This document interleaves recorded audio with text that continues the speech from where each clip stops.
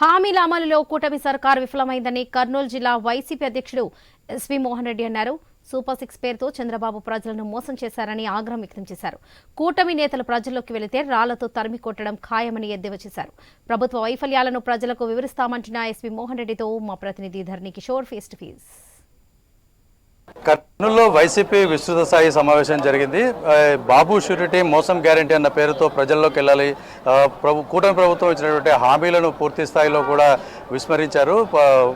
ప్రజా సంక్షేమాన్ని పక్కన పెట్టారంటూ వారు ఆరోపిస్తున్న పరిస్థితి ఉంది. ఈరోజు విస్తృత స్థాయి సమావేశంలో ఏం జరిగింది, అసలు ఏ విధంగా ప్రజల్లోకి వెళ్ళబోతున్నారన్న అంశాలను కర్నూలు జిల్లా వైసీపీ అధ్యక్షులు మాజీ ఎమ్మెల్యే ఎస్వి మోహన్ రెడ్డి మనతో ఉన్నారు. ఆయన త్వరగా తెలుసుకుందాం. సార్ చెప్పండి, అసలు ఈ యొక్క సమావేశం యొక్క ముఖ్య ఉద్దేశం ఏంటి? ఇంత పెద్ద స్థాయిలో సమావేశాన్ని తీసుకొని ప్రజల్లోకి వెళ్ళడానికి మీరు సమాయత్తం అవుతున్నట్లుగా మీ పార్టీ సంకేతాలు ఇస్తున్న నేపథ్యంలో ఎలా ముందుకెళ్తున్నారు? ఈరోజు ఏం జరిగింది? అంటే వైఎస్ఆర్ కాంగ్రెస్ పార్టీ మొన్న పరాజయం చెందినప్పటికీ ప్రజల తరపున ఉంటాము, ప్రజల కోసం పోరాడతాము, ప్రజల హక్కులు కాపాడుతామని జగన్మోహన్ రెడ్డి గారు ఢిల్లీ నుంచి స్టార్ట్ చేసినారు.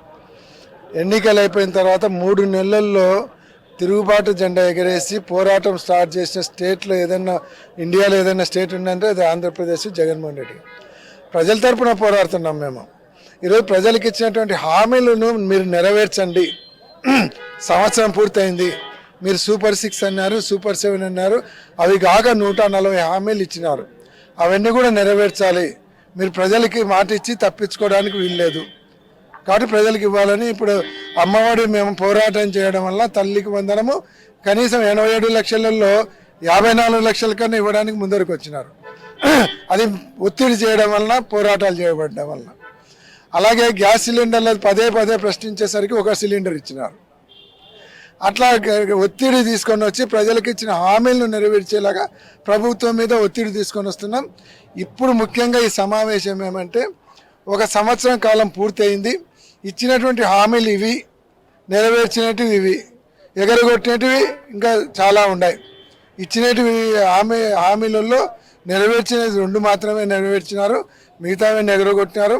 కాబట్టి ప్రజలకు ఒక అవగాహన కల్పించి తెలుగుదేశం పార్టీ నాయకులు ఎవరన్నా పోతే ఏమయ్యా గ్రామంలో ఉంటే మాకు ఇస్తామన్నట్టు ఇంకా ఇయ్యలేదు, సంవత్సరం దాటింది, ఏం చేస్తారు అని ప్రజలను ప్రశ్నించేలాగా ప్రజలను చైతన్యవంతం చేయడానికి ఈ QR కోడ్ పెట్టి చంద్రబాబు నాయుడు ఏం హామీలు ఇచ్చినారు, ఏం నెరవేర్చినారు, ఏమి ఇంతవరకు నెరవేర్చకుండా ఉన్నారు అని ప్రజలకు అవగాహన కల్పించడానికి, వాళ్ళ తరపున మళ్ళీ పోరాటం మొదలు పెట్టడానికి ముందు వాళ్ళకి అవేర్నెస్, తర్వాత వాళ్ళ తరపున గ్రామ స్థాయి నుంచి నియోజకవర్గ స్థాయి, జిల్లా స్థాయి, రాష్ట్ర స్థాయి వరకు కూడా పోరాటం చేసి ప్రజలకు ఇచ్చిన హామీలను నిలబెట్టేలాగా ముందరికి ఈ కార్యక్రమం చేపట్టారు. అయితే ఈరోజు లోకేష్ కూడా మాట్లాడుతూ మొత్తం కూడా ఇచ్చిన హామీలన్నింటినీ కూటమి ప్రభుత్వం నెరవేరుస్తుంది, అన్ని రకాలుగా ముందుకెళ్తున్నాము. ఇదే అంశాన్ని కూడా పార్టీ శ్రేణులు ప్రజల్లోకి వెళ్ళి ఇచ్చేయాలి సంవత్సరం పూర్తయిన సందర్భంగా అని చెప్పి వాళ్ళు అక్కడ టీడీపీ క్యాడర్ని కూడా వారు దిశానిర్దేశం చేస్తున్న పరిస్థితి. మీరు ప్రజల్లోకి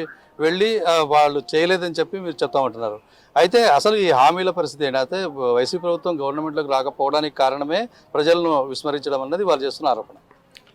ఈరోజు హామీలు పూర్తి చేశానని చెప్తున్నారు, మీరు కూడా సాక్షులే దానికి.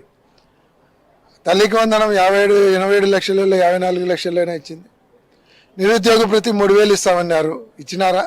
పూర్తి చేసినామంటే ఎవరి చెవులో క్యాలీఫ్లవర్ పెట్టాలనుకుంటున్నారు. తర్వాత 18 సంవత్సరాలు దాటిన మహిళలకు సంవత్సరానికి 18,000 ఇస్తామన్నారు కదా, ఇచ్చినారా?